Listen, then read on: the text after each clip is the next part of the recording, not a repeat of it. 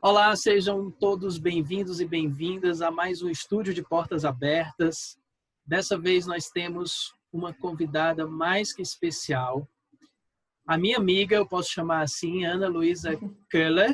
É assim que fala? Seu Isso, sobrenome? perfeita a pronúncia. Ai, que bom. Eu andei treinando. Que é quadrinista, arquiteta, né? Eu tenho aqui um pequeno resumo do trabalho da Ana Luísa Köhler, tem mestrado em arquitetura, está cursando doutorado ainda no momento, Ana, ou já concluiu? Não, na verdade, eu no momento abandonei o doutorado. Treta.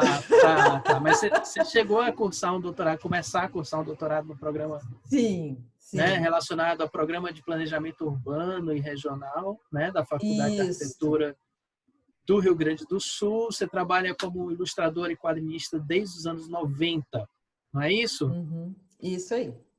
Ok, Ana, olha, muitíssimo obrigado pelo seu tempo. Realmente é um prazer gigantesco falar com você. Eu sou seu fã há muito tempo. Toda vida que a gente se encontra na Quanta ou em eventos, como no caso do FIC, eu faço questão de dizer isso para você, porque realmente é verdade, né?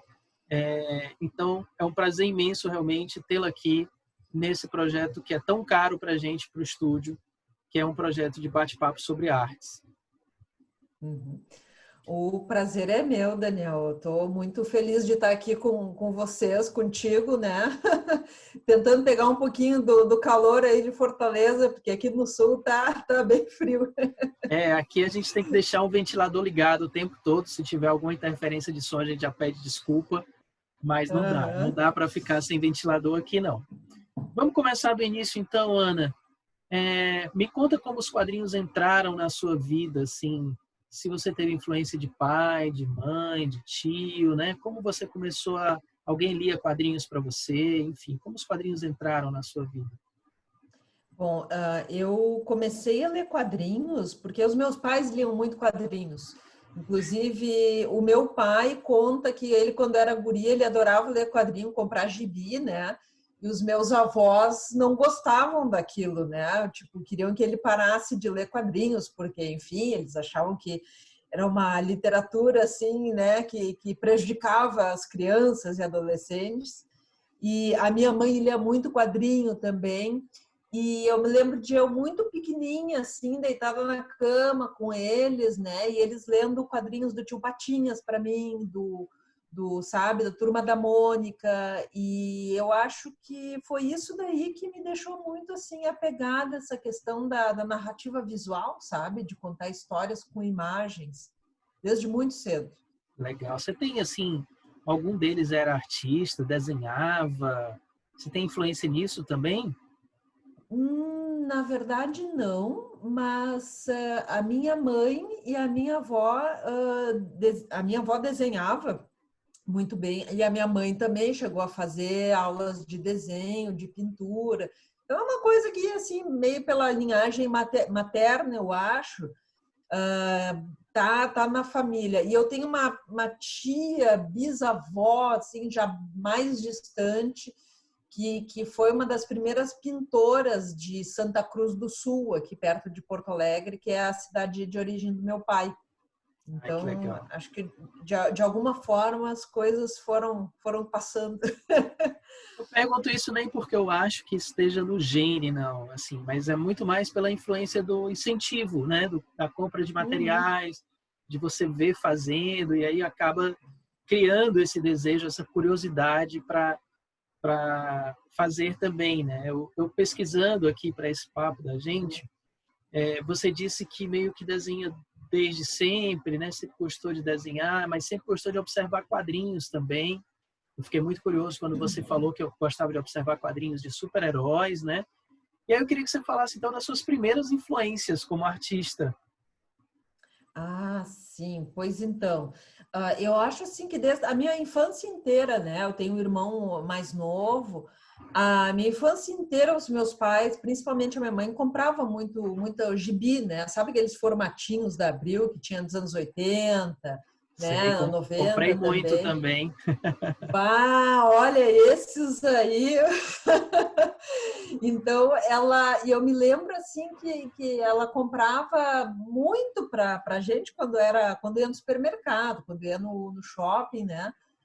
E tanto para mim quanto para o meu irmão. E eu me lembro que ela começou a comprar também alguns de super-heróis, sabe? E eu acho que eu devia ter uns 9, 10 anos, eu comecei a ver assim, que interessante, diferente isso daqui. Porque as pessoas estavam desenhadas diferentes, eram umas histórias diferentes, assim, né? Mais realista.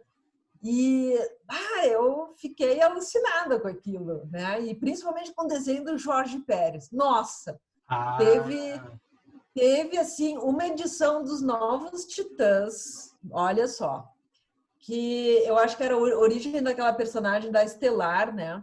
uhum. Que, né? Bom, o Jorge Pérez é um desenhista maravilhoso, né? E eu Você lembro estava que eu no tinha FIC que 9 ele anos. veio? Sim, Eu eu tirei foto com imaginei ele. isso. Imaginei, Sim, imaginei. foi um encontro assim, meu Deus, sabe? Muita emoção. 2013. Isso, exatamente. Ele Eu estava lá, tava... um baita de um querido. E eu sei, Daniel, que eu peguei aquela história desenhada por ele, assim, ele é um desenhista maravilhoso, né? Tipo, ele tem uma qualidade de desenho fantástica. E, assim, ó, sem brincadeira, eu tinha 9 anos, eu ficava olhando para aqueles desenhos maravilhosos dele e dizia assim, não, uma pessoa que desenha isso aqui deve ser uma máquina. Não é possível, ninguém desenha tão bem. Eu fiquei assim, sabe? E, nossa, a partir daquilo eu comecei a acompanhar, sabe? Eu comecei a ler mais os quadrinhos super-herói. Até hoje eu gosto, sabe? Só que faz muito tempo que eu parei de acompanhar, então eu já nem sei assim direito o que está acontecendo nas linhas do tempo de cada equipe, cada personagem, né? É difícil acompanhar, sem dúvida. E sem dúvida que aqueles É. formatinhos tinham um charme muito especial, eu acho. Né? Sim. Talvez seja Uhum. nostalgia, enfim, mas cada edição tinha um grupo de artistas que, se você parar para pensar, todos eles viraram clássicos, né? Numa É. mesma edição tinha Uhum. Jorge Pérez, Frank Miller, John Buscema, né? Todos O John juntos. Byrne também, John Byrne é. clamava, né? Uhum, uhum. Ok, assim, ainda sobre esse início, né? Você disse numa outra entrevista que você começou como autodidata, mas lá para os 20 e poucos anos você entrou num curso de quadrinhos. Eu acho que é aí mesmo, em Porto Alegre, eu imagino. Sim. Uhum. Eu queria que tu dividisse com a gente, assim, qual a importância desse investimento para você, assim. Se foi o conhecimento em si, se foi a rede de contatos, se foi o incentivo de ver outras pessoas produzindo, né? Assim, quais foram os benefícios disso para você? Olha, tu sabe que essa é uma questão que é bem importante, porque é uma questão que eu trago para os meus alunos hoje em dia também, né? E, assim, até aquela época, isso foi em 1999, tá? Eu vou dizer assim, né? Eu vou me entregar. E foi no curso do Daniel HDR, que hoje tem o Dynamo Studio aqui em Porto Alegre também, né? Sim, sim, o Daniel HDR. Uhum. E exato. E eles, eu me lembro, para mim foi importante por uma questão muito pessoal, viu? Assim, tudo isso que tu falou tem muita importância, tipo, tu ter os contatos, tu ver outras pessoas fazendo seus projetos de quadrinho. Isso foi muito importante, muito importante. Eu saí de lá com amizades que depois eu reencontrei, sabe? E assim, foi um terreno muito fértil, assim, foi uma experiência muito rica, né? Muito, porque, eu acho que é uma coisa que, né, as mulheres têm também, né? Na minha geração, hoje nem tanto, né? Mas eu como menina, lendo quadrinhos de super-herói, e ainda querendo desenhar quadrinhos, tipo, eu ficava meio como um alienígena entre as minhas amigas, entende? Imagino, imagino. Né? Tanto no colégio quanto na faculdade depois, porque era uma coisa, como assim, né? E eu me lembro que lá, o fato de eu encontrar outras gurias também, né? Além de outros gurias, claro, assim, fazendo seus projetos também, é uma coisa muito importante, é uma coisa que estimula muito, né? Mas, assim, teve uma coisa que foi, para mim, foi o principal, sabe? Porque desde que eu comecei a ler quadrinhos, nessa época que eu era piá, né, criança, eu já tinha decidido naquela época que eu queria ser desenhista de quadrinhos. Digo, não, assim, eu me imaginava no futuro debruçada em cima de uma mesa de desenho. Exatamente assim, sabe? Eu nunca tive dúvidas disso. Que maravilha. Né? Isso é um privilégio, não é, Ana? Porque nem todo mundo tem essa certeza do que quer tão cedo, né? Olha, privilégio é a gente poder fazer isso depois na vida adulta, sabe? Porque Sim. com tantas, né, com tantas assim, pressões de trabalhos e pagar contas e outras coisas, isso daí, eu me considero uma pessoa muito privilegiada por causa disso. Mas voltando assim, o que eu fiquei com essa ideia, né, nesse tempo todo até iniciar o curso, esse em 99, de que eu queria fazer história em quadrinhos, eu queria fazer uma história em quadrinhos, queria fazer, mas não fazia. Eu só ficava desenhando pin-ups, desenhava personagem, né? Estudava cenário, desenhava carro, desenhava pessoa, não sei o quê. Aquela famosa enrolação que a gente fica, né? Quando a gente, não, ainda não, deixa eu me preparar e tal. E eu me lembro que naquele curso, que foi um curso de 6 meses, tu tinha que entregar uma história de umas 10 ou 12 páginas no final desses 6 meses, né? E eu digo assim, não, tem que entregar, né? Tem que entregar. E eu fui lá e fiz as 10 ou 12 páginas. Eu digo, nossa, isso daí foi a experiência, assim, que, sabe, modificou o meu olhar sobre fazer quadrinhos depois, porque é difícil, né? É. Não é fácil. Pô. Dá um Depois tu trabalhão fazer passa. uma página, né? E depois que tu faz todas, aí tu já não aguenta mais ver aquilo, daí tu tem que letreirar, daí tu tem que colorir, daí tu... Ah, meu Deus, olha, tem que ter uma resistência, uma fortitude mental, assim, para É fazer tudo verdade. isso sozinho, né? Então, o curso te proporcionou essa experiência, né? E Sim. aí vocês começaram a publicar, fazer zines? Essas foram suas primeiras publicações? Foi sim. Dali eu saí com um grupo de amigos, sabe? A gente chegou a publicar uns 2 ou 3 fanzines, né? Que era o Contos da Taverna, que era uma coisa meio D&D, assim, que cada um fazia a sua história e tal, né? Tinha os seus personagens. E, nossa, foi muito legal, foi muito legal. Mas foram só uns 2 ou 3 números, claro, porque dá um trabalhão e daí o pessoal começou a meio se dispersar em outras coisas, tinha que trabalhar, tinha que fazer outras coisas, né? Em paralelo, você fazia arquitetura, já era formada? Então, não, eu tava ainda na faculdade.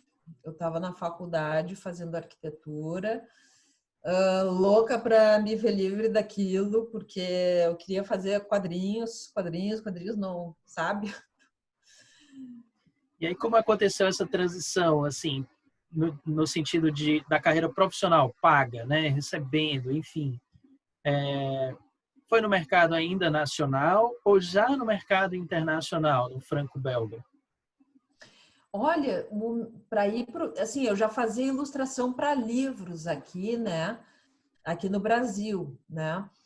Legal. Então, às vezes, né? Geralmente eu trabalhava nas férias do colégio, né? Fazendo ilustrações, ilustrava, pegava livros para ilustrar, né? Mas assim, eu me lembro que esses trabalhos para o mercado franco-belga foi em 2003 que eu fiz um portfólio, tem uma editora que é a maior editora de lá, que é a Dargaud, né? E eles tinham, naquele ano longínquo de 2013, eles já tinham espaço para tu criar um usuário e fazer um portfólio teu ali, sabe? Então, eles transformaram uma parte do site deles num, tipo assim, um fórum, onde roteiristas procuravam desenhistas, desenhistas procuravam roteiristas e coloristas, e assim vai. Ai, que legal. E E aí eu me lembro que eu fiz isso, né? Porque eu tava gostando, eu tinha tido contato numa viagem antes com esses quadrinhos franco-belgas, né? E eu tinha ficado muito impressionado também como eles tratavam essa questão da história local, essa diversidade de temas, né? Porque eu estava muito acostumada só com super-herói, né? E aí eu resolvi começar a fuçar na internet, fiz esse portfólio lá, e daí vieram dois roteiristas me proporam um projeto, né? Por e-mail, assim, do nada, né? Uau, que legal. E aí a gente, enfim, né? Eu disse, tá, beleza, né? Eu tava na faculdade ainda, estagiando também. E aí eu comecei digo, vou ler o roteiro, vou fazer o desenho de personagem, algumas páginas, tudo, né? Para mostrar para os editores. E aí a gente conseguiu um editor na França que publicou, né? Então, Eu só tenho uma curiosidade pessoal em relação a essa conquista, né? Considero uma conquista conseguir entrar no mercado franco-belga, que é um mercado tão grande, tão incrível, sedutor, né?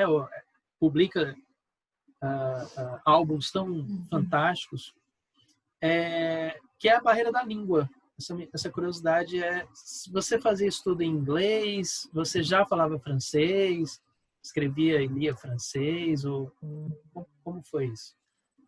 Então, naquela época já quando eles me escreveram em francês, eu já arranhava alguma coisa de francês. Porque eu tinha estudado um pouco na faculdade, sempre gostei muito de línguas, né? E eu me lembro que, assim, a partir do momento que eu comecei a me comunicar mais com esses dois roteiristas, né? O Christian Simon e o Hercule Fouat, que são belgas, a partir desse momento, assim, no momento que eles disseram assim, olha, a gente pode conseguir publicar isso daqui, e daí a gente vai desenvolver a história, aí eu disse assim, eu vou aprender essa língua, agora eu vou aprender para valer, sabe? Porque, nossa, facilita horrores, sabe? Eu sei que hoje em dia é muito comum os editores, até os roteiristas trabalharem com desenhistas que não falam francês, né? Agora, eu não sei exatamente como é que eles fazem, porque eu me acostumei muito a receber todos os e-mails, textos, documentos, contratos, tudo isso já em francês, né? E, enfim, eu acho que não, hoje eu acho que não é uma barreira. Hoje eu acho que não é uma barreira para quem quer trabalhar lá, né? A pessoa só saber inglês, mas digamos assim que eles gostam quando a gente entende isso direto, né? O francês, né? Porque facilita tudo, né? Sim. E aí, sua primeira publicação lá, eu não sei se eu vou conseguir falar, o meu francês é zero, foi um álbum chamado Aura. Isso, eles falam Como assim, na se... verdade é uma palavra árabe que eles resolveram dar de título, né? E, enfim, eu não me lembro exatamente o significado, mas era alguma coisa como proibido, enfim, né? Porque é uma história que se passa no Iraque da Idade Média, tipo aquelas histórias Mil e Uma Noites, né? Nossa, isso Então, para pesquisar não deve ter sido fácil, hein?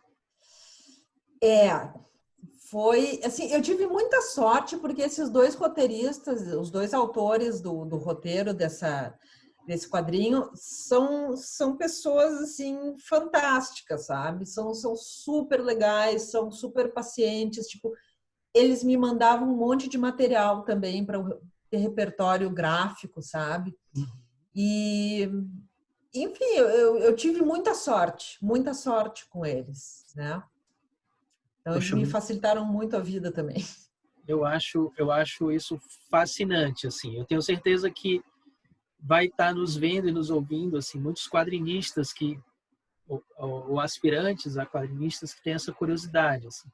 Como funciona esse mercado em relação ao nosso, né? Quais são as diferenças principais desse mercado? E, por exemplo, quanto tempo você teve para fazer um álbum, né? Se já era remunerado antes ou se você só recebia depois das vendas, se você ganhava por página ou royalties, né?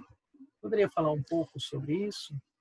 Claro. Então, esse é um mercado que, assim, eu fiz meu último projeto para o mercado franco-belga ainda eu terminei o último projeto em 2018, tá? Então, assim, pode ser que alguma coisa tenha mudado de lá para cá, enfim, né?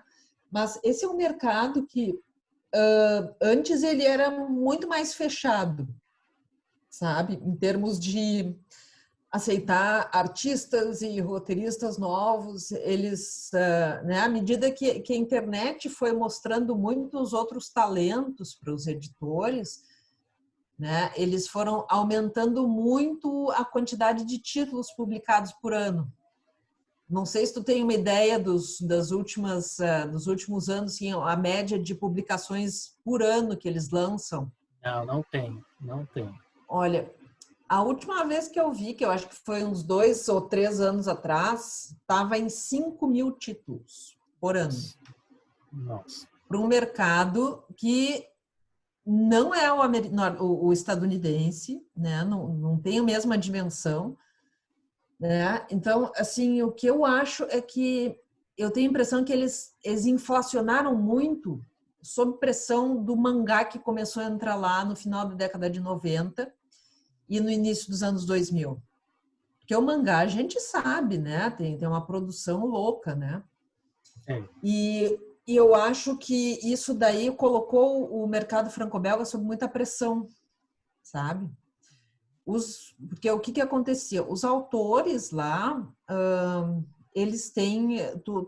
mais ou menos tu faz assim, né? Tu tem uma ideia para uma história em quadrinhos, aí tu faz o que eles chamam de dossiê desse projeto, sabe? Tu vai, assim, pôr uma pastinha, para tu apresentar esse projeto, essa tua ideia para um editor, tu vai ter ali nessa pastinha, tu vai te apresentar como autor, né? Tu vai colocar uma parte do roteiro, o argumento, vai colocar os desenhos de personagem, algumas páginas, 1, 2 ou 3, né? Sendo que uma colorida, 1 ou 2 coloridas, assim, para tu, assim, como é que eu vou dizer? Antes de tu fazer a história toda, que nem a gente faz aqui no Brasil e depois procura editora, tu dá uma ideia, assim, tu faz uma amostra do que tu quer fazer, do que se trata a tua história, qual é o teu estilo gráfico, qual é o estilo de colorização, qual é o tema, o público, né, que tu tá procurando. E aí os editores, se eles se interessam pelo teu material, eles vão dizer assim, tá, vamos publicar, eu vou te pagar para tu produzir, tá? Ou seja, tem um pagamento por página, e isso página de roteiro, de desenho, tá? Que inclui, se eu não me engano, lápis e tinta, né? O arte final, e colorização, tá? Só que isso daí, esse dinheiro, ele, claro, para nós aqui no Brasil, né? É um dinheiro muito bom, né? Porque ainda mais agora em euros, né? Com a cotação e tudo, né? Era um pagamento muito bom, só que com a pressão de produzir cada vez mais e com cada vez mais autores menores produzindo, né? Os editores foram reduzindo a quantia paga por página e essa quantia, na verdade, eles chamam de adiantamento sobre direitos autorais. Sabe o que isso significa? Sim. Quando começar a vender, você não vai receber royalties por um tempo. Não é Exato. isso? Exato. Então, assim, o editor ele não está perdendo, né? Porque ele está te pagando aqui 100, né? Vamos Como se fosse um supor, para tu adiantamento, né? produzir. É um adiantamento, E, assim, mas assim, quando começar a vender, eu só vou te pagar o teu direito sobre o preço de capa, tu como um dos autores, depois que eu recuperar esse 100 que eu te paguei durante a produção, sabe? Então, assim, claro, eles, né, digamos, eles garantem o deles, porque é uma produção de risco, né, envolve custos muito altos, enfim, Mas o que andou acontecendo, né? A grande maioria dos autores, entre desenhistas, roteiristas e, enfim, coloristas que estão trabalhando lá agora, até onde eu sei, a grande maioria deles não está mais recebendo direitos autorais, porque os livros não alcançam um montante de venda suficiente para que o editor compense, né, o adiantamento e aí comece a pagar os autores também. Nossa, É. que pena, né? Uma crise que está atingindo eles também. Pode ter a ver com o efeito do mangá, ou realmente, né? Eu acho que é uma crise em função da superprodução, viu? Eu acho que é uma crise de superprodução, até porque eles tratam o livro, o quadrinho lá é tratado de outra forma, né? A gente agora há pouco estava falando dos formatinhos, né? Do gibi, que era baratinho, tu comprava numa banca de jornal, né? Sendo que a edição original, né, nos Estados Unidos era um pouquinho maior, né? Impressa num papel às vezes um pouco melhor. Isso, lá no mercado franco-belga, pelo menos nessa área que eu conheço, né, de quadrinhos, isso não existe, gente. É assim, é papel couché, é formato maior que A4, capa dura, sabe? Então, assim, às vezes eu fico me perguntando, assim, né, o custo dessa produção, né, é muito grande para muitos, para muitos títulos, né? Isso deixa o livro caro também. Então, eu acho que tem coisas que eu fico, né? Não, como uma não especialista nessa cadeia do livro, né?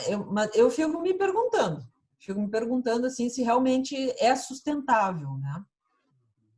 Sim, realmente, pelo que você está falando, então, boa parte, talvez a maioria desses lançamentos ou desses autores acabam ficando perdidos, afogados pela sua quantidade exagerada de álbuns de luxo concorrendo ali, buscando espaço nas livrarias da Europa, né? Deve chegar em vários países da Europa. Falando em vários países, e a gente está falando aqui sobre sua carreira internacional, essa experiência super rica que você teve no mercado franco-belga, eu fiquei muito curioso quando eu li que você também trabalhou em outros países. É isso? Você tem uma experiência na DC Comics? Sim, eu trabalhei foi só uma vez, uma história curta para a antologia Cian, da Vértigo, né? Acho que foi 2014, 2015, que eu fiz uma história curta com a Cris Peter. Nós escrevemos o roteiro. Eu desenhei e depois ela coloriu. Foi bem legal. Foi bem legal. E saiu aonde exatamente? Você pode repetir? Uma antologia chamada... É uma antologia chamada Cian, de ciano, C-Y-A-N, né? A cor. Que participaram, assim, era bem livre, a gente tinha que fazer né, um roteiro em cima dessa ideia da cor em si, né? E, enfim, acho que foi uma história bem curtinha, assim, mas foi bem legal de fazer, foi bem interessante trabalhar com eles também, né? E eu cheguei até a contatar também na CCXP de 2015 o pessoal da Marvel, sabe? Mas eu não cheguei a fazer nenhum trabalho para eles por enquanto, né? Em função porque eu realmente, nesse momento, eu estou privilegiando muito o trabalho autoral aqui, voltado para as histórias que eu quero contar sobre o Brasil. Sim. Inclusive está aqui na nossa pauta, a gente vai já falar sobre isso. Antes de chegar nesse ponto bacana, eu queria que você falasse, então, a gente vai falar um pouco sobre um trabalho que você faz em paralelo, que é um trabalho como ilustradora, e me chamou muita atenção que esse trabalho chegou nas áreas de arqueologia e de história, não é isso? Ou seja, você começou falando que ilustrava livros e tal, isso é uma coisa bem comum para gente que trabalha com desenho, ilustrar livros, entre livros infantis, livros de ficção ou livros didáticos, né? mas quando eu vi assim um trabalho de ilustração na área da arqueologia e da história, eu fiquei muito curioso para saber de você a respeito desse trabalho, né? Poderia contar para a gente como funciona?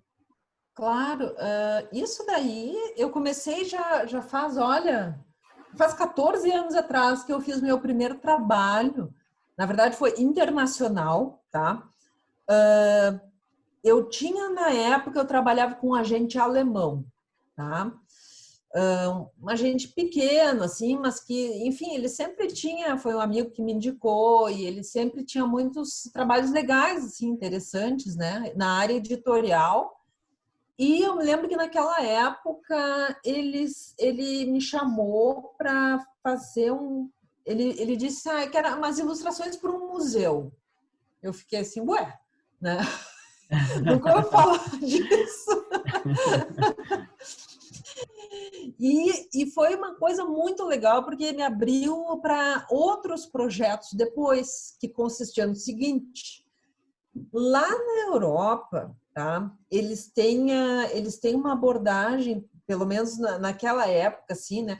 Eles tinham digamos assim, o ramo de projetos de expografia para museus arqueológicos era um negócio que era muito cuidado, feito. Inclusive, eu trabalhei lá com um escritório de arquitetura que era especialista em fazer expografia. Só fazia expografia para vários museus lá de várias cidades, né? E o que eu achei interessante naquela época foi que eles adoravam usar ilustração, sabe? Então, assim, eles planejavam desde o piso que uma determinada área do museu ia ter, o tipo de vitrine, a iluminação, sabe? Tudo, e as ilustrações. Eles queriam gente para ilustrar, porque... E é uma coisa que faz muito sentido se a gente for pensar, né? Né? Tu, assim como pessoas leigas, eu imagino que tu também não seja leigo em arqueologia. Totalmente, totalmente. Só conheço Indiana Né? Jones. Eu também. Então, a gente entra e às vezes os museus eles têm uma vitrine cheia de cacos de coisas ali, né? Um pedaço de pedra, daí tem um caco de uma cerâmica ali, não sei o quê. E a gente, como visitante, para a gente imaginar como é que era esse objeto que tem só um pedacinho ali, tu tem que representar isso de alguma forma, e daí eles usavam a ilustração, né? E aí, Então... há 14 Oi? anos que você trabalha com isso. Eu trabalhei muito, assim, nos últimos anos eu não tenho trabalhado muito, assim, não tenho trabalhado muito, até teve uns 2 anos atrás eu tive contato desse mesmo escritório também para um projeto, mas era bem quando eu estava envolvida, assim, dar milhões de aulas, terminar o projeto né, para o mercado franco-belga, e eu digo assim, olha, eu vou ter que te indicar uma colega porque não tem condição. Mas é muito interessante, porque essa é uma área em que a ilustração, e ilustração assim, né? Lato sensu, 3D, maquete, pintura, digital, tudo entra na roda, porque a ideia é tu facilitar, né? Que quem está visitando a exposição entenda melhor, interprete melhor como que aqueles objetos que foram encontrados foram usados, né? Porque senão a gente né, não faz sentido. Tu vê um monte de cacareco lá e tá, ok, legal, mas o que era isso? Né? E isso daí foi um ramo muito... que eu adoro trabalhar com isso, né? E foi uma coisa que a gente trouxe até aqui para o Brasil, numa exposição que teve, acho que foi uns 7 anos atrás, que eu trabalhei com o pessoal da arqueologia da Federal aqui do Rio Grande do Sul, no Museu da URGS, que era sobre os 12 mil anos do Rio Grande do Sul. Né? Ou seja, pegando aquela ocupação assim, bem antes dos europeus chegarem, né? Examinando os diferentes povos e costumes que a gente tinha aqui, né? dos povos originários que migraram para cá desde aquela época. E aí a gente já usou ilustração também, né? Que incrível, que incrível. Assim, uma coisa que eu acho que permeia muito o seu trabalho, pelo menos dentro da pesquisa que eu fiz, é justamente a pesquisa, né? Uhum. Praticamente todos os seus trabalhos pedem muita pesquisa, pedem muito estudo, né? Pede estudo de história com o H maiúsculo, né? História, a ciência, porque você é uma contadora de histórias, mas que estuda também a história a, da, do Rio Grande do Sul, de Porto Alegre, da arquitetura, né? Você teve que estudar muito, pesquisar muito também nos seus trabalhos europeus. E aí eu queria aproveitar esse momento que a gente está vivendo aqui no nosso país para ouvir de você uma coisa que eu acho que é óbvia, mas é importante ser falado hoje em dia, que é a importância da história para a nossa vida. Ah, sim, sim. Por favor, Ana. Então, assim, eu gosto muito da história e eu vou te dizer por quê. Assim, eu tenho uma das minhas grandes autoras assim que eu gosto muito, que eu admiro muito, é uma francesa, Isabelle Detain. Ela trabalha muito com o Egito Antigo, né? E ela também é meio que nem eu, assim, ela é a louca da pesquisa. Ela sai assim, ela vai para museu com um caderninho, sketchbook, sai ali fazendo, sabe, sketchzinho do machadinha que usavam, do anel que a rainha não sei o que usava, enfim. E ela tem uma fala muito interessante sobre contar história e estudar história, que é mais ou menos assim a seguinte, né? Ela diz assim, olha, a história mesmo com H maiúsculo, digamos assim, ela tem coisas tão fascinantes que a gente sozinho, no nosso pensamento de ficção, a gente não ia conseguir imaginar. E é verdade. Porque no momento que tu começa a pesquisar, né? Olha, tu pesquisa a história da tua cidade, por menor que seja, tu vai encontrar histórias de percursos humanos fantásticos, sabe? E o que me move muito nisso daí é que eu acho que aqui no Brasil, em termos de quadrinhos, sabe? Claro que isso já mudou muito, graças a Deus, né? Nos últimos anos, com as produções independentes, é que nós temos muitas histórias para serem contadas, não só nos quadrinhos, no audiovisual mesmo. Eu acho que a gente precisa disso, sabe?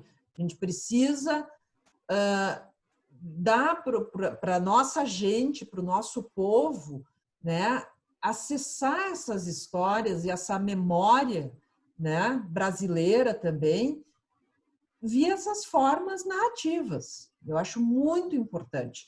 Sem E dúvida. aí, assim, com essa questão da história para o nosso momento, né, atual, eu tenho sempre uma ressalva muito grande quando o pessoal diz assim, não, mas tem que estudar história, isso é falta de estudar história, não, mas história é isso, história é aquilo. A história pode ser escrita das formas mais distorcidas possíveis. E quem conhece, né, eu tive uma educação que pegou ainda o fim do regime militar aqui no Brasil, em Porto Alegre, né? Eu tive uma educação, em grande parte, né, extremamente asséptica em relação à história do nosso país, né? Então, assim, a história, ela tem que ser vista de uma forma crítica.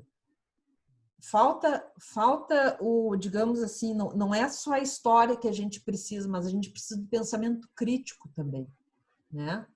De olhar ao nosso redor do nosso país e a gente se perguntar assim, poxa, por que as coisas são assim? Sabe?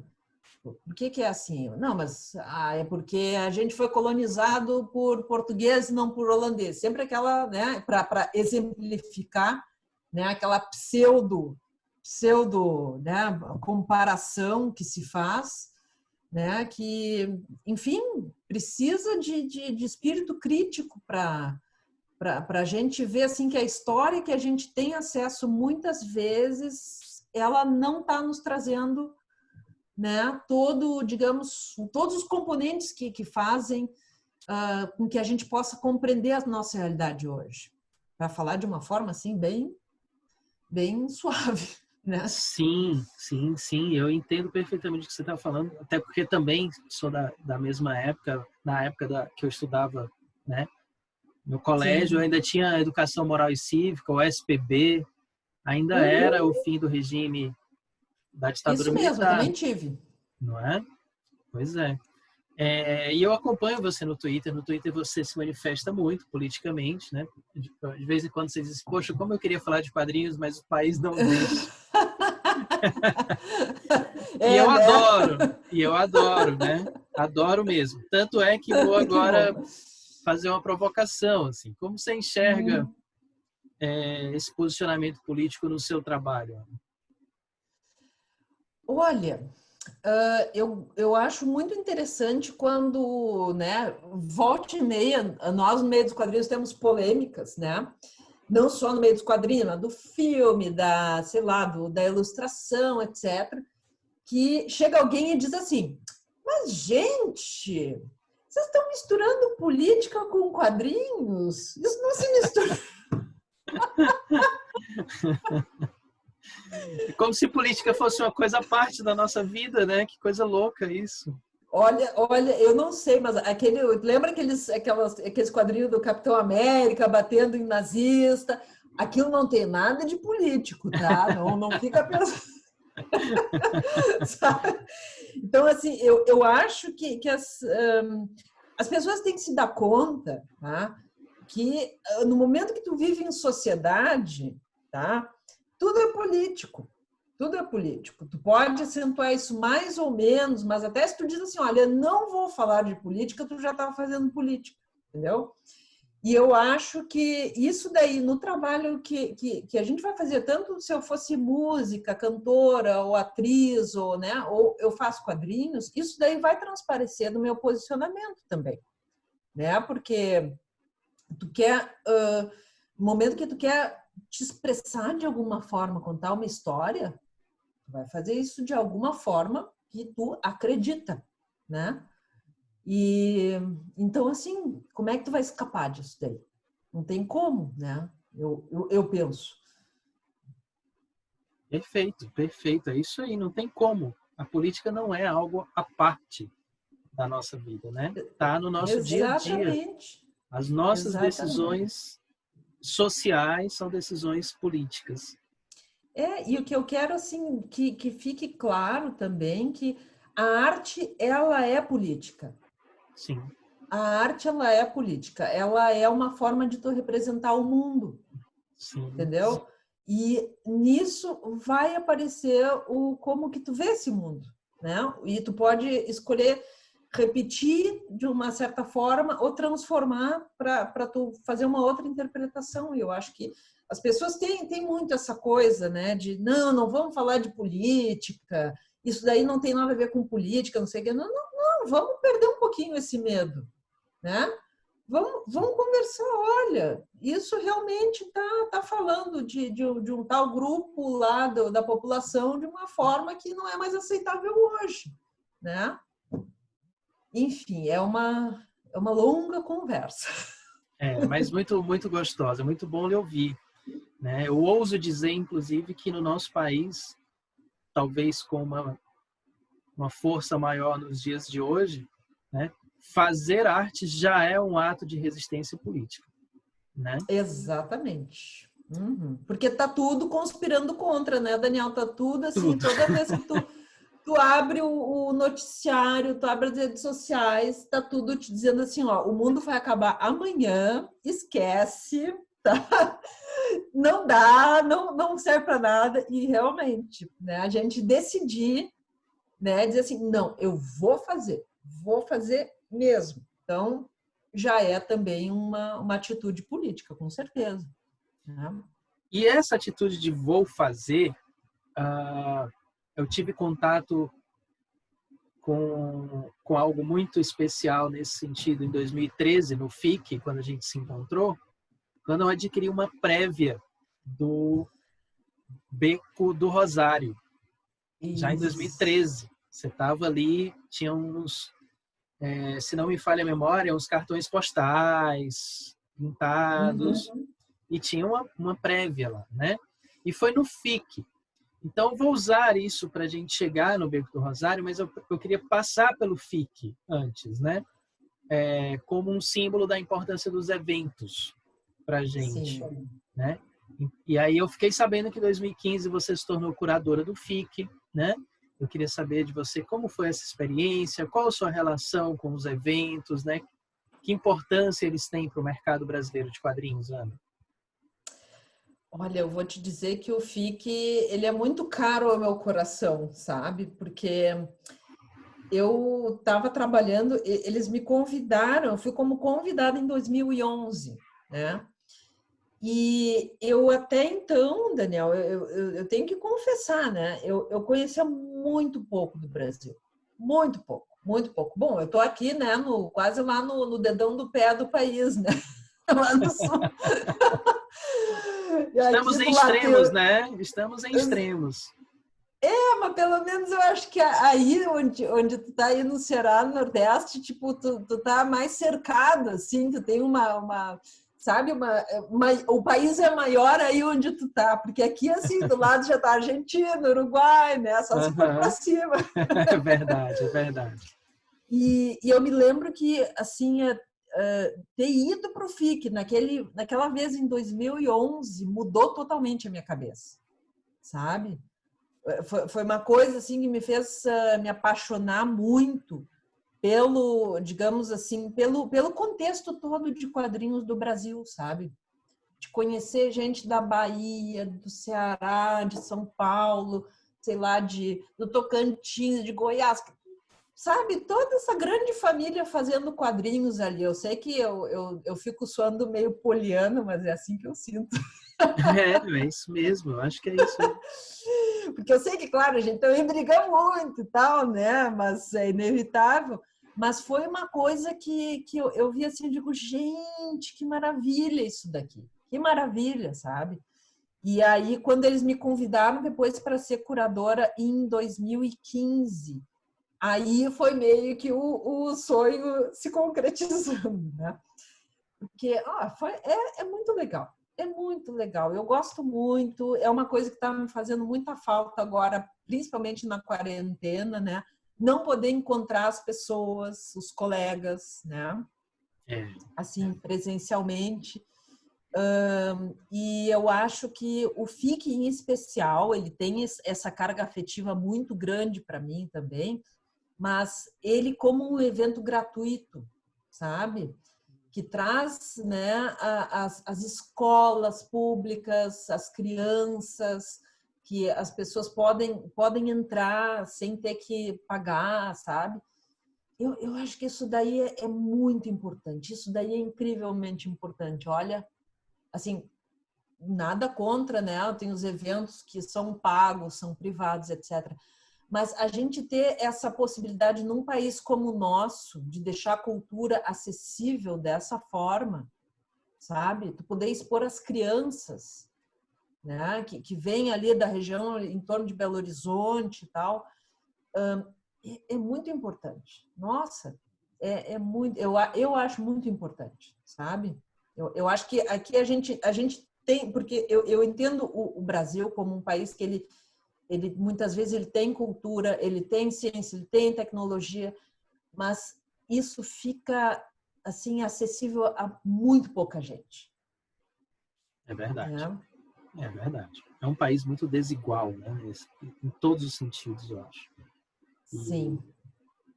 E muito elitista nesse sentido E eu também acho que quando a do gente acesso. consegue, né? Acho que quando a gente consegue deixar esse conteúdo todo, essa riqueza toda acessível a cada vez mais pessoas, eu acho que é uma coisa assim que nos põe num outro caminho como país. Né? Eu gosto de pensar assim. Sim. Olha, o que eu vou falar não tem nenhuma comparação com o FIC é incrível realmente.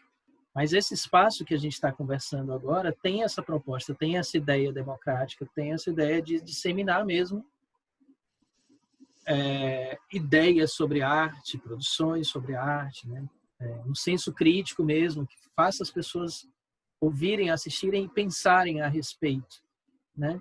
Eu tenho uma ambição, Ana, de tentar atingir um público para além do público que já seja regular de quadrinhos. Uhum. Não sei se vou conseguir, mas a minha ideia nas conversas, nos convidados, nas pautas, é tentar atingir o maior número de pessoas possível da maneira mais democrática possível, né? Isso é ótimo, isso é ótimo, isso é muito bom e eu acho que é ótimo que tu tenha essa iniciativa de realmente produzir esse conteúdo e deixar esse conteúdo acessível, né? Porque a nossa conversa aqui, tipo, vai ficar depois para as pessoas escutarem e debaterem e compartilharem, né? Então, é um conhecimento nosso que a gente também, né, compartilha com todo mundo sem restrição. Exatamente, exatamente. Perfeito. Quero falar com você sobre o Beco do Rosário, né? Uhum.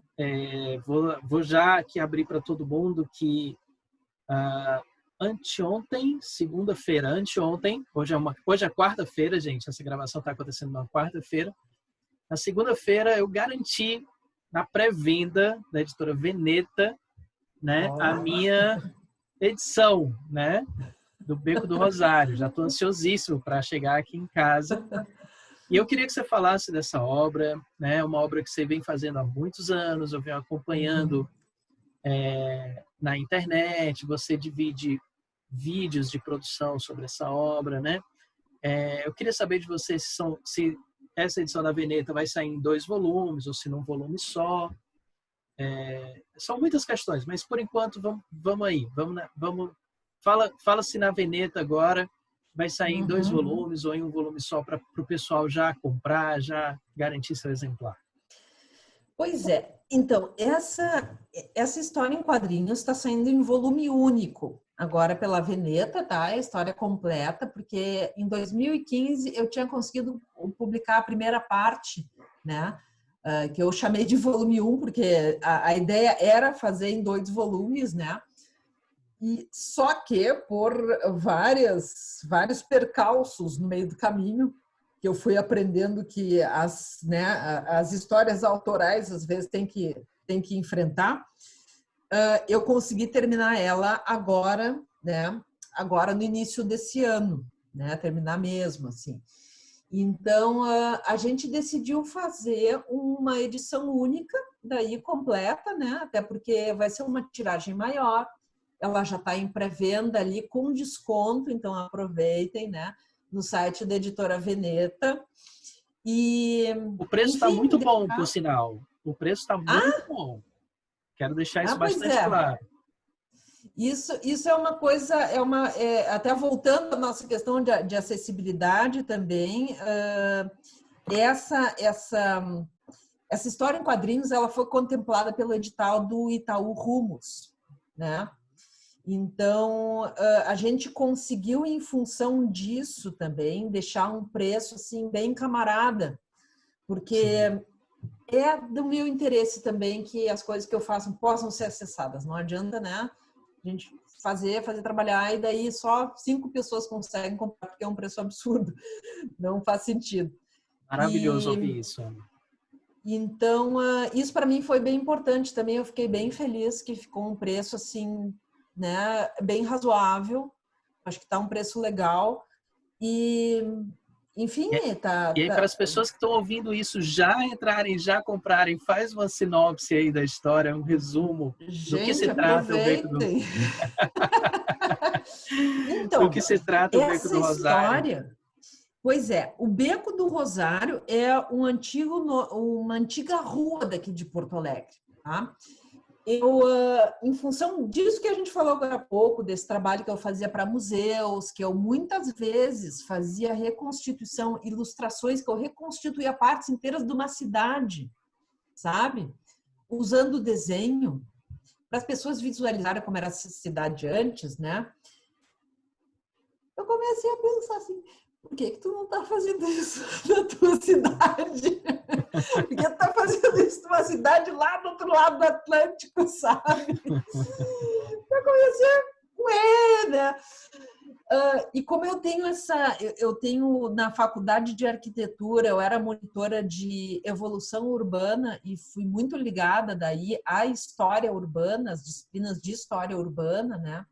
Eu digo assim, cara, a pessoa tô com a faca e o queijo na mão para fazer uma história em quadrinhos, né? Reconstituindo a Porto Alegre antiga, né? E eu comecei a trabalhar nisso. Comecei porque eu começava a olhar aquelas fotos antigas da cidade, né? E eu começava a imaginar histórias ali. Digo, nossa, aqueles prédios ali, aquela praça lá em 100 anos atrás, 1920. Mas e aquele pessoal andando ali? O que será que aquele pessoal estava fazendo? Como é que era a vida, sabe? E eu acabei descobrindo que as grandes avenidas de Porto Alegre, as grandes reformas urbanas se deram bem nessa época, né? Então, a Porto Alegre que hoje, se tu vier para cá, não sei se tu já veio para cá, Daniel, tu já veio? Não, não. Ainda não? Eu passei de ônibus indo para Bariloche quando eu tinha 8 anos de idade. Nossa! Então, eu acho que eu posso dizer que não, né? Eu não lembro da cidade. Tá na hora de voltar, Sim, sim, sim. Eu tenho né? muita vontade. Então, hoje, se tu chega aqui em Porto Alegre, por exemplo, tu vindo aí de Fortaleza, tu vem para cá, tu vai ver assim que nós temos um grande viaduto, né? O viaduto Otávio Rocha, uma grande avenida, né? De duas grandes pistas, temos mais outras grandes avenidas. As pessoas se esquecem que Porto Alegre era uma cidade colonial que nem uma cidade como Ouro Preto, Nossa, aham. sabe? Sim. Porque a origem é a mesma e a cidade foi se modificando e as pessoas que moravam nela iam se modificando, né? Iam no meio dessa modificação toda. E a história, o Beco do Rosário é sobre isso. É sobre a Vitória, que é uma habitante do Beco do Rosário, que vai viver esse processo de ter que sair dali, né? Porque esse espaço vai ser demolido, ele vai ser, digamos, modernizado, entre aspas, porque a gente sabe que a modernização nesse tempo, e hoje ainda, né, consiste em tu tirar as pessoas que estavam ali há mais tempo, que geralmente são mais pobres, para tu valorizar o terreno e, né, digamos, colocar uma população mais rica ali. E foi isso que Especulação aconteceu. imobiliária, né? Total, total. Uhum. Então, eu resolvi fazer uma história em quadrinhos mostrando tentando imaginar como é que as pessoas da época teriam vivido isso daí, né? Com uma protagonista mulher chamada Vitória, não é isso? Isso. Uhum. Gostaria de pegar esse mote, então, te dar a palavra para você falar da importância de ter mais protagonistas mulheres nas histórias em quadrinhos, na verdade, nas mídias em Uhum. geral, né? E como você enxerga essa representatividade feminina no mercado hoje? Olha, tu sabe que eu, pessoalmente, eu vou falar de uma forma bem pessoal, tá? Eu, como autora, eu acabo me ligando mais aos meus personagens masculinos, sabia?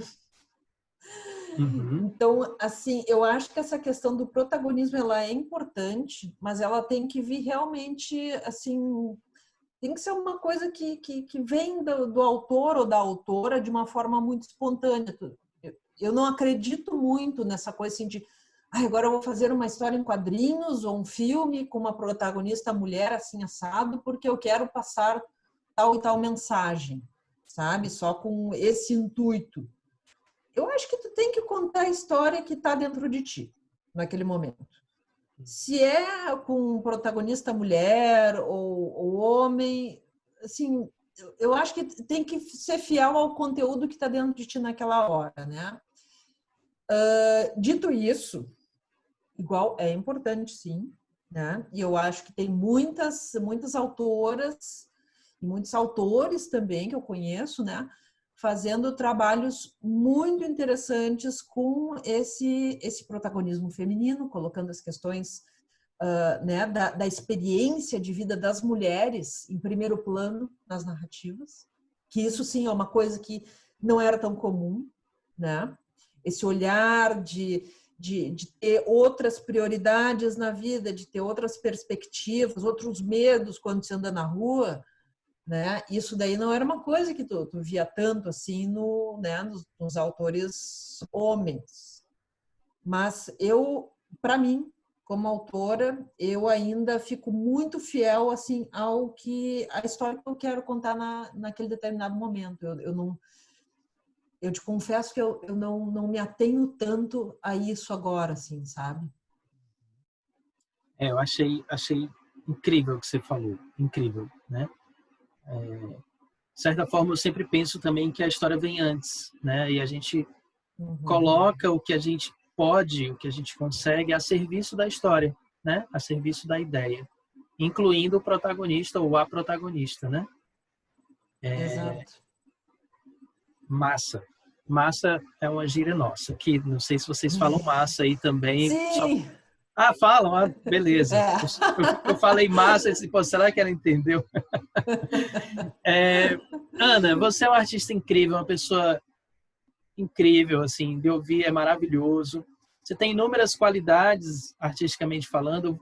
Eu quero destacar aqui como é encantador ver você arte finalizar com bico de pena, como é, o que eu poderia dizer, extraordinário ver você fazer perspectiva, né? Eu acho as suas perspectivas, nossa, algo... Sabe aquilo que você pensou do Jorge Pérez? Lá no comecinho? Quando eu vejo sua perspectiva, eu penso um pouco isso também. E aí, quando eu vejo imagens de você fazendo a perspectiva com bico de pena, sem régua, eu quase enlouqueço, assim. E também me admiro muito pela naturalidade das figuras humanas, né? São figuras muito reais, assim, em termos de movimento, em termos de corpos, né? Eu vejo que você faz muitos estudos com modelo vivo. Estou falando tudo isso porque eu realmente lhe acompanho há muito tempo, eu realmente admiro muito cada ponto desse. Queria dividir isso com você, com o público e aproveitar esse momento em que eu estou dividindo com você essa minha gigantesca admiração e pedir que você divida comigo como é a sua metodologia de trabalho, né, no seu dia a dia ali, como você faz uma página. Pode ser? Claro. Em primeiro lugar, muito obrigada. Nossa, eu fico muito feliz de ouvir tantas palavras gentis, assim. É que eu sou meio obcecada com desenho, né? A minha vida toda, Daniel, eu não posso passar muito tempo sem desenhar. Então é uma coisa que eu tô sempre fazendo, né? Tipo, esses últimos dias agora, que inclusive eu tive muito essa questão assim de fechar algumas finalizações de materiais de vídeo, de mandar o livro para gráfica, né? De não sei o que. Então eu tive que ficar muito no computador, muito no e-mail, muito resolvendo coisas e notas fiscais, não sei o quê. Nossa. E eu não consegui chegar perto da minha mesa de desenho para desenhar. Tu não imagina a angústia que eu fico, porque eu tenho que estar fazendo aquilo. Para mim, assim, ó, o dia não existiu se eu não sentei e não desenhei. Então, eu acho que enfim, eu consegui desenvolver uma certa, né, segurança, uma certa naturalidade nesses pontos que tu falou, né? Porque eu sou muito insistente. Eu sou muito insistente. Eu vou lá e fico, olha, para dominar o bico de pena, tá? Eu levei uns 2 anos. De pega e faz sketchbook, não gosto. Volto para a caneta Nanquim, que a caneta Nanquim eu achava mais fácil. Eu dizia, não, mas eu preciso ir lá tentar de novo, porque é tão legal aquele traço. E aí tu vai lá e se frustra, sabe? Esse vai e volta, né? Eu posso estar errado, desculpa te interromper, mas assim, me dá uma Não. sensação muito forte de que você ama estudar. Isso que você está falando de insistência, eu estou traduzindo como alguém que ama estudar algo, que pode ser história, arqueologia, bico de pena, Sim, perspectiva, é isso? Estou sim, eu certo? adoro. Adoro. Uhum. Então, Eu gosto. esse resultado é um resultado de um esforço relacionado ao estudo, né? E é um prazer de estudar, não tem isso também, não tem? Tem muito disso daí. Inclusive, os meus sketchbooks eu faço assim verdadeiras imersões. Quando eu vou fazer uma história, né, eu faço imersões na indumentária, nos prédios, sei lá, nos carros que tinha naquela época, e eu vou enchendo sketchbooks inteiros disso daí, porque isso daí me ajuda, sabe? Depois, quando eu vou desenhar a página e eu preciso desenhar a rua naquela época, eu já sei como é que é tudo, entendeu? E isso daí deixa o processo de desenhar uma página de história em quadrinhos muito mais rápido. Porque tu sabe, né? Tu produz um monte também, eu acompanho muito, né, o teu trabalho no Instagram. Adoro. E Obrigado. tem uma qualidade incrível ali, uma naturalidade no traço também que eu gosto muito, né? Tem uma qualidade intrínseca ali muito grande, assim, né? Assim, dessa soltura do traço, que é fruto de um trabalho muito intenso, né, Daniel? Imagino que tu também, poxa, tu dá aula, tu É, desenha no quadro, Nossa, até eu vou fazer um parênteses, mas eu já dei aula também desses quadros brancos, assim, que a gente risca com canetinha, sim. e eu fui ver as fotos das tuas aulas ali, eu fiquei com inveja, porque os meus desenhos nesse quadro são muito tortos. Ai, eu nem sei se depois da quarentena eu vou conseguir de novo, porque Ai, tá tudo remoto, né? Eu não tô desenhando pois mais é, em né? casa. Pois é. Mas o que eu ia te dizer é isso. Então, eu antes de fazer uma página, né, eu treino muito essas questões visuais. Eu me aproprio muito visualmente, assim, ó, como é que era a roupa? Como é que é? Eu faço, às vezes o personagem aparece em uma página da história em quadrinhos e eu faço assim vários estudos de expressões faciais, do tipo físico, não sei o que. Sabe? É uma coisa assim que eu tenho que parar com isso, porque eu fico muito lenta. Ah, não, por favor. Mas é um trabalho, digamos assim, que o meu método é estudar ao máximo aquele tema, aquela história, aquele ambiente, para depois, quando eu for passar para a página, aquilo sair assim, sabe? Como se eu tivesse nascido já naquela época, entendeu? Entendi. Acho isso um grande exemplo, na verdade. Assim, te agradeço muito em dividir isso com a gente, né? E aí eu imagino que, pelo que você já falou até agora, você realmente entenda que basicamente tudo que a gente faz é em função da história, né? Em função da ideia. E Uhum. um outro ponto muito incrível da sua produção é a cor, é a aquarela, né? Eu te considero assim uma mestra em aquarela e você usa a cor também como elemento narrativo, Ana? Sim, eu vou te confessar assim que eu ainda me acho muito aprendiz na cor, porque durante muito tempo eu tentei fazer, tentei colorizar as histórias que eu fazia, né? E eu me lembro que quando eu estava trabalhando muito para o mercado franco-belga, os editores enfim, os roteiristas que trabalhavam comigo olhavam para as minhas cores e diziam assim, não, tu não serve para cor. Nossa. Então, é. Então, isso me marcou, assim, que eu fiquei assim, caraca, e agora? Sabe?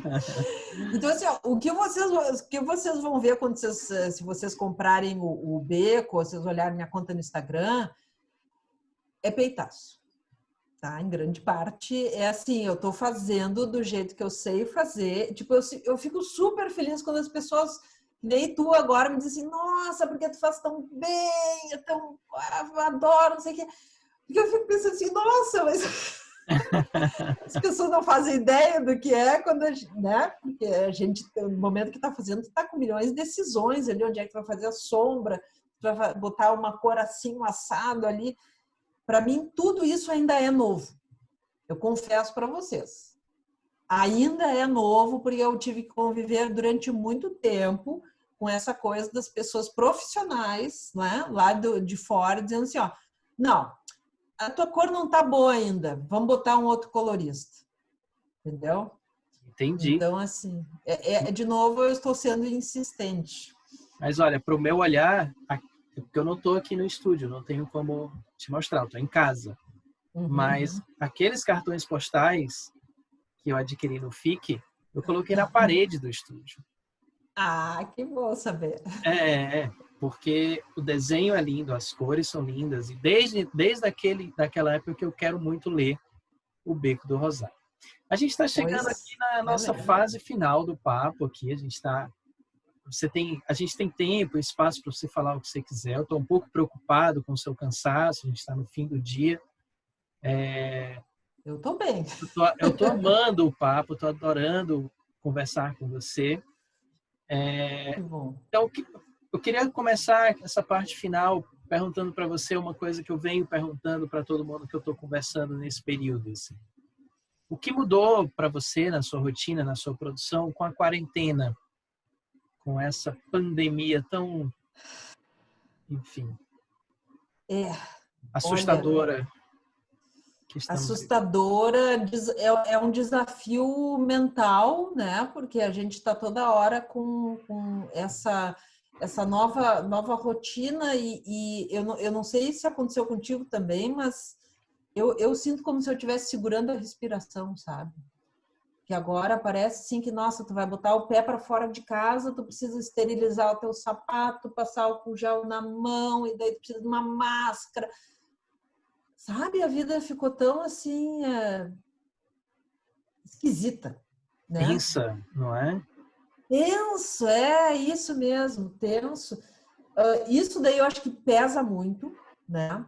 Embora eu realmente não possa reclamar, porque, tipo, eu moro super bem, eu tenho as minhas coisas no estúdio aqui, né? Eu tô relativamente acostumada a trabalhar em casa, mas ainda assim faz muita falta essa questão, principalmente do exercício, porque antes eu fazia bem mais academia, era uma coisa que me ajudava, sabe? A relaxar, a cuidar da musculatura das costas, que eu acho que todos nós desenhistas temos que cuidar, né? Sim, sim. Né? Sim, sim. Quando eu passo muito tempo parado, as dores se multiplicam, Sim, não é? as costas são as primeiras a reclamar. Mas assim, por outro lado, eu tenho procurado, eu tenho tentado, na verdade, aproveitar esse tempo. Claro, eu estou dando aula também agora online, né? Que maravilha. E sim, a gente tem que aprender, né? Tu também tá. Eu não sei se tu estava dando aula online antes, Daniel, mas eu Não, comecei. comecei na quarentena também. Ah, então, Mas colega, colega. me encantei. É. A ponto de quando tudo isso passar, a gente vai voltar a ser presencial, mas eu vou manter pelo menos uma Uhum. turma remota. Exato, exato. Porque Isso daí é tem uma grande vantagens. vantagem. Tem vantagens, tem qualidade, tem coisas de qualidade ali. A minha visão Sim, eu mudou acho que muito tem. em relação ao ensino à distância depois que a gente começou a estudar a respeito e realmente agir dentro disso, não é? Sim, desenvolver um outro método de dar aula, né? Uhum. Porque eu estou super acostumada a dar aula presencial, com quadro, né? Desenhando, riscando, falando com os alunos, olhando o que eles estão fazendo. E mas tem essas vantagens também que tu pode, enfim, torna tua aula acessível para pessoas de todo esse país, né? Isso, isso. Não só quem mora perto. E eu acho que isso daí foi uma coisa boa. O que eu tô muito entusiasmada agora é eu tô com umas ideias para novos roteiros de quadrinhos que eu estou desenvolvendo agora, né? Que eu pretendo publicar também online. E, enfim, isso daí que eu acho que está segurando, assim, para não enlouquecer muito. Eu adorei o que você falou agora por último, parecia que a gente tinha combinado, porque a próxima pergunta é justamente sobre o futuro, né? Então, como você Hum. imagina o futuro dos quadrinhos, né, pós pandemia e junto disso, assim, se você pode falar alguma coisa sobre seus próximos projetos. Pois é, o que eu penso assim sobre o futuro, eu acho que eu não sei como é que estava justamente essas plataformas de quadrinhos online, né? Mas eu acho que isso daí é uma coisa que a gente vai ter que aprender a usar, vamos ter que né, aproveitar esse recurso, né, das melhores formas, porque assim como eu e tu que somos professores, né, fomos aprender agora na quarentena uma tecnologia que já estava aí há muito tempo para dar aula, né? Eu acho que essa questão também da publicação online vai ter que ficar muito mais presente, sabe? E eu tenho muita vontade de testar as águas desse tipo de publicação com as histórias que eu tenho, que eu quero que sejam histórias mais curtas agora, que eu posso fazer em menos tempo, para ter mais material para publicar online primeiro, visando depois, possivelmente, vamos supor, uma coletânea impressa, né? Legal. Então, Que legal. Eu também acho que vou falar por mim, que tem a ver com, no meu caso, tem a ver com minha idade, geração e tal. Eu vou ter que aprender a ler quadrinhos online, né? Para também aprender a produzir quadrinhos online, porque eu acho que uma coisa é pensar na página impressa e uma outra coisa que nem sempre é exatamente igual é pensar na tela, né? E as possibilidades que a tela permite. Eu acho isso que, na verdade, é muito rico. Essa possibilidade ela é rica para a gente, porque é aprendizado. E como eu gosto de estudar, como eu gosto de aprender, estou entusiasmado com essa ideia. Apesar de adorar o impresso, adoro o impresso, não largo o impresso, nem largarei, mas abrindo os horizontes vai vir aí o digital, né? Vai vir não, já está aí, vai vir para mim, na verdade, que não tô lá ainda. Então, eu vou te contar que uns anos atrás, tu sabe que eu tive uma experiência muito legal com tablet, né? E com quadrinhos em PDF.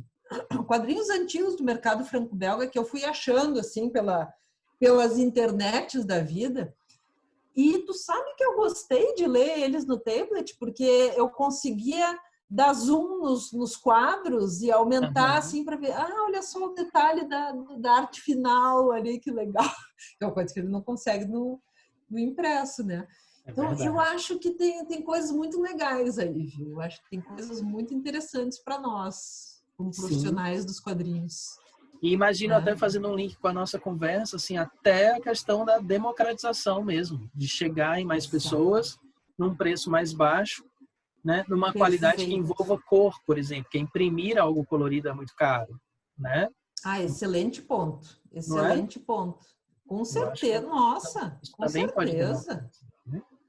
Com certeza, isso daí é uma coisa que eu concordo 100% contigo, que eu penso muito justamente, eu estava pensando, né, para os meus futuros quadrinhos, começar a publicar mais online para as pessoas poderem ler, sabe? Porque a impressão é cara, né? A minha vontade sempre é usar a cor também, que eu acho que ela é um recurso importante, né? Mas assim, a gente, como é que eu vou te dizer, né? A gente está com essa pandemia agora e eu tenho pensado muito nisso, né? A gente não vive para sempre. Então a gente precisa contar as histórias que a gente quer contar, né? A gente não tem assim uma eternidade pela frente, então eu acho que a gente tem que usar esse tempo da forma mais eficiente possível, né? Eu acho que o online é um jeito. Sem dúvida. A consciência da finitude é um grande motivador para a gente viver melhor e de maneira mais eficiente o momento, né? Exatamente. Ana, as nossas últimas perguntas são as que eu faço para todo mundo desse programa, que eu vou chamar assim, né? Então, a primeira delas é: por que quadrinhos, Ana? Porque é tão legal tu criar universos. E é mais barato que cinema. Exato, adorei, é isso aí. É verdade. Pode Pô, fazer cinema é naves muito caro. espaciais, né? Efeitos Exato. especiais, tudo. Exatamente, exatamente. Então, sério, eu assim, ó, eu gosto muito do desenho, mas eu percebi que eu não sou uma pessoa completa sem a questão da narrativa, da história, sabe? Mesmo que eu faça um desenho só, o meu impulso natural é querer contar uma história com isso, né? E eu acho que é por aí que a gente consegue se enriquecer, sabe? Em termos de realmente criar coisas, né? Exercer essa criatividade, que, como a gente disse lá no início, é um privilégio, né? E, ao mesmo tempo, também pode usar isso para, enfim, para criar conteúdo bom para as outras pessoas, né? Sem dúvida. Eu suponho que você enxergue quadrinhos como uma forma de arte também, né? Além de uma linguagem. Então, minha Com próxima certeza. pergunta é: o que é arte para você, Ana? Uh! O que é arte? Uau! Então, sabe que esse era uma coisa bem que eu tava pesquisando, porque eu queria fazer um doutorado em História da Arte. Eu andei estudando bastante teoria, mas eu não conseguia chegar a conclusão nenhuma. Porque o que eu acho que a arte é assim, uma definição bem tosca. Assim, eu acho que é aquilo que nos toca, sabe? É aquilo que te provoca alguma coisa que não te deixa indiferente, sabe? Eu sei que não é não seria suficiente, mas eu acho que acima de tudo tem que ser um negócio que realmente te toque de alguma forma, né? Claro que é suficiente. Claro que é suficiente. Eu confesso que esse final ele é inspirado no Abu Janra. Tinha um programa chamado Provocações, que ele terminava perguntando o que é a vida. Eu Eu me acho, lembro. você lembra? E eu acho que essa pergunta, o que é arte, é tão difícil quanto a pergunta, o que é a vida. Mas É tão sacanagem, necessária né? quanto. Tão Sim, necessária quanto. Né? A gente pensar. sim. E não precisa ter uma resposta fechada nem acadêmica. Isso que você sente é o que eu quero que você divida com a gente. E você Uhum. dividiu muito bem. Ah, Então, que bom. eu estou muito feliz, eu estou muito grato. Eu quero dar um espaço agora para você falar o que você quiser nessa sua última fala. Se você tiver, por exemplo, uma indicação de leitura, eu vou ficar muito feliz também, porque eu sou uma pessoa que gosto muito de conhecer indicações de leitura, de incentivar a leitura. Claro. Mas o espaço é seu, Ana, para a gente fechar esse papo de hoje. Então, eu vou aproveitar, já que eu já falei bastante de mim, vou dar indicações de leitura, tá? A primeira vai ser de quadrinhos, que é uma série da Marguerite Aboué, que ela esteve aqui no FIC de 2015, inclusive. Aia de Yopougon, tu conhece? Não, não conheço. Com Ai, é uma certeza anotarei. delícia, é maravilhoso, é maravilhoso. É basicamente a história da juventude imaginada dela na Costa do Marfim. E é um quadrinho, é uma delícia, assim, as cores, a ambientação, tudo, né? E uma dica para o pessoal que quer se aprofundar e aprender bem em aquarela, misturar cores em aquarela, tá? É o livro Making Colors Sing, da Jane Dobi. Tá? Eu sei que eu acho que ele só tem em inglês, mas, gente, assim, ó, se vocês querem aprender cores, é por ali. É por ali. Eu li ele ainda há pouco tempo, assim, e é um livro realmente maravilhoso para quem quer fazer aquarela ou e outros tipos de pintura também. Você também é maravilhosa, Ana. Esse papo foi incrível, fez da minha noite um momento que eu não vou esquecer, né? Ah, que Fazia bom. tempo que eu queria marcar e ter o privilégio de conversar tanto assim com você. Muito obrigado pelo seu tempo, pela sua generosidade, pela sua paciência e, sobretudo, pelo seu trabalho, que é magnífico. Muito obrigado, Ah, Ana. eu é que agradeço, Daniel. Agradeço pelo convite, por essa oportunidade de matar a saudade de um colega querido que nem tu, né? que realmente é uma coisa que faz falta dessa quarentena, a gente conversar com as pessoas que a gente gosta e sobre coisas que a gente gosta. Então, nossa, maravilha, adorei participar e eu vou acompanhar aí os próximos episódios também para ver mais colegas falando. Maravilha, Ana, maravilha. Eu estou extasiado, estou muito feliz. Uma boa noite para você. Fique bem, boa com noite. saúde, né? E produzindo E, sempre. E tu também. Eu fico à disposição aí para próximos papos. Tá, joia? Beijão.